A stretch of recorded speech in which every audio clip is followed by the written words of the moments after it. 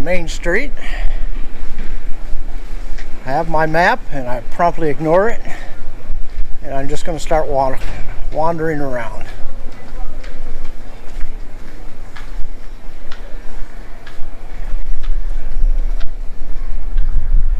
Edith May and I are going to meet up back at the terminal around 11:30 and then decide what to do for lunch. My first stop is right up there in the background, the colonial period fort, I believe it is.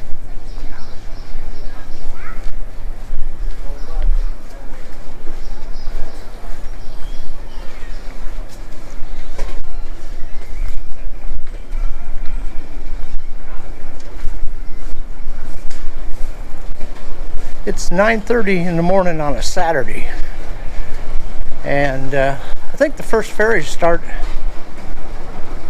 well, I should have looked, I don't know. I know that the last one is 7 o'clock. I thought it was 5 o'clock, but no, it's 7 p.m. You must be back and on the ferry by 7 p.m. or you'll be homeless on Mackinac. And they probably load you up on a official high-speed one and then charge you $200 would be my guess. But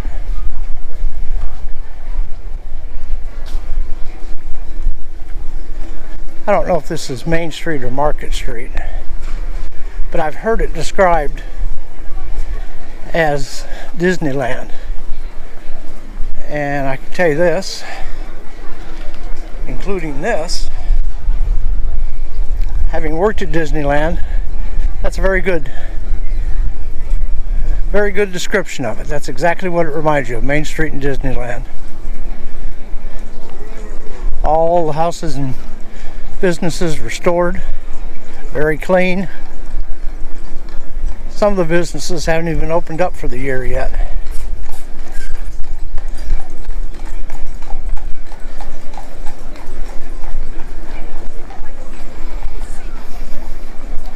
It's an absolutely beautiful day, probably going to be in the 60s.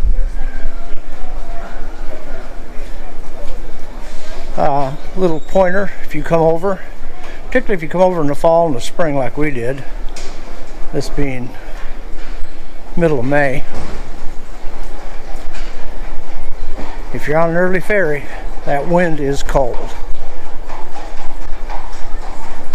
So bear that in mind. But once you get here, it's very nice.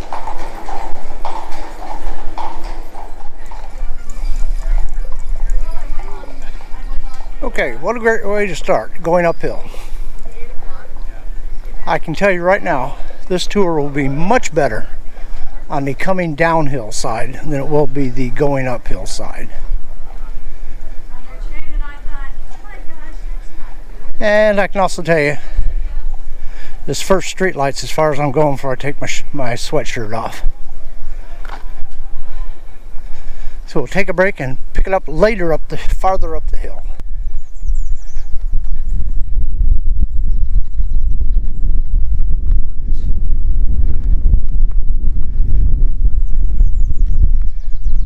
$15.50.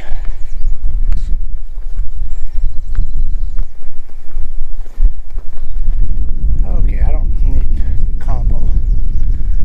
4 tickets. I know what you're thinking. Jesus, Carter, it's taking 25 minutes and 3 stops just to get this far up the hill. Bear with. Alright, I'm not going to ask your name and put you on the spot. Alright, well. She was nice enough to sell me a non-discounted senior ticket to visit Fort Mackinac, and now I have to go up this with 22 steps. So by 7 o'clock I should be up to the top. Alright, thanks a lot. Good luck. Nice Don't talking forget to you. Your map. Oh, okay. Have See a you nice later. Day.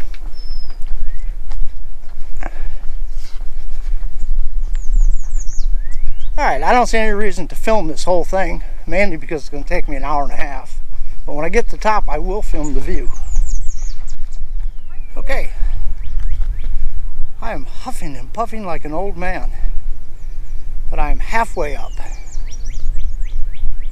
And I'll tell you what, if I'd been an American defender of this fort, I wouldn't worry about old people attacking it. It's all I can do to walk up it.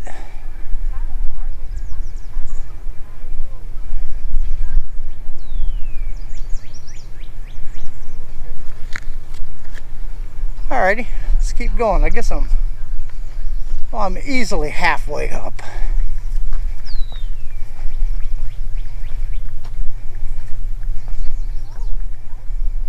Alright, the entrance to it. And I can tell you right now, it's going to be a whole lot more fun going that way than it was coming this way. Alright, a few steps, we're there.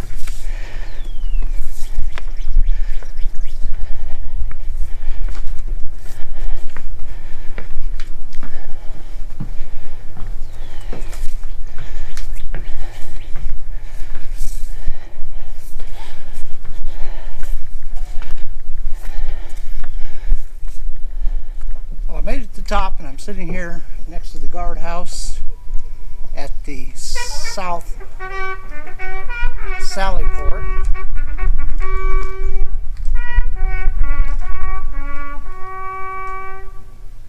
No point trying to speak over that. Oh, don't do it.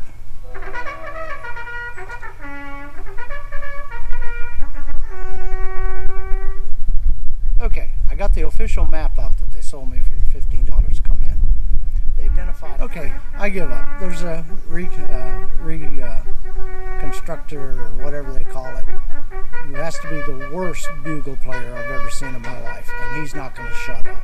So he's going on and on and on. So I'm just going to ignore him. We came in through the Sally Port, and I looked at the map, and there are 3 ways to get here. One is accessible by anyone, one is moderate, and one is incredibly difficult. So which one did Carter Cash pick to come in? The incredibly difficult one. So all those pictures I just showed, don't go that way. There's a better way to come in from the top. So anyway, I'm going to take a walk around. All the buildings are identified, starting with the guardhouse. And I guess we'll go up and just see what it looks like.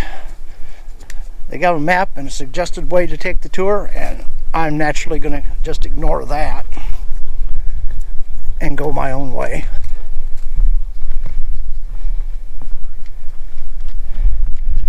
Yeah, some things are intuitively obvious even to the casual observer. Keep off, you think?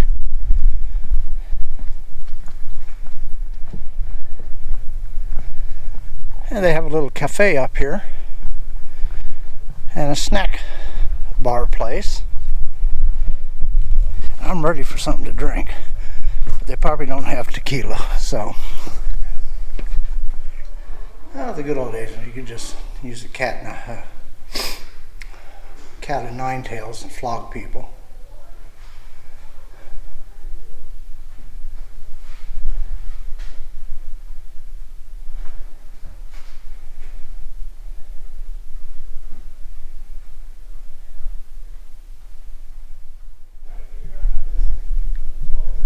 Alright, I guess this is the commissary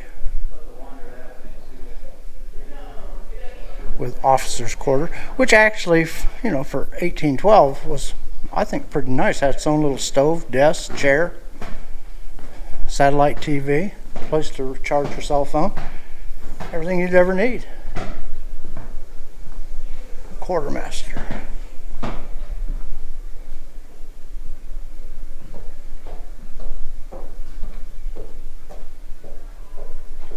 History of the uniforms and as they changed.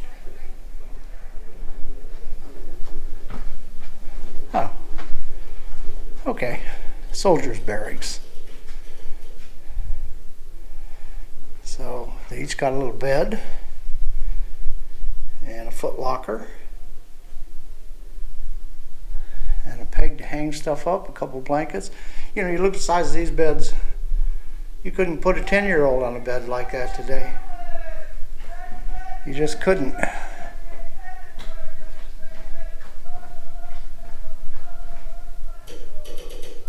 The orderly's room. telegraph.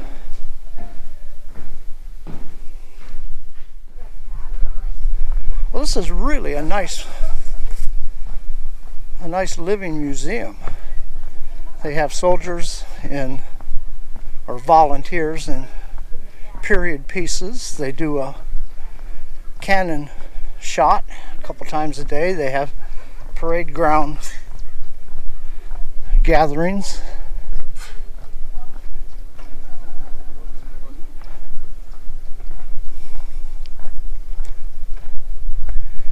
And a glorious view of the bay.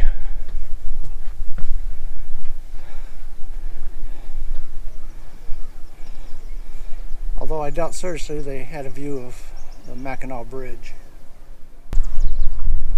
Boy, there are just views from every possible corner of this fort.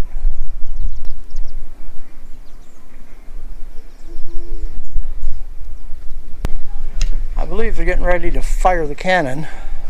It's on the opposite side of the parade grounds, and I'm going this way, so I'm sure we'll hear it. Carter Cash just has an incredible knack for being in the wrong place at the right time. There is just a tremendous amount of stuff to see here, and you could easily spend half a day going through it. But right now, I am going to go ahead and exit through the Sallyport and take a short hike up and visit Fort Holmes, the oldest fort on Mackinac Island.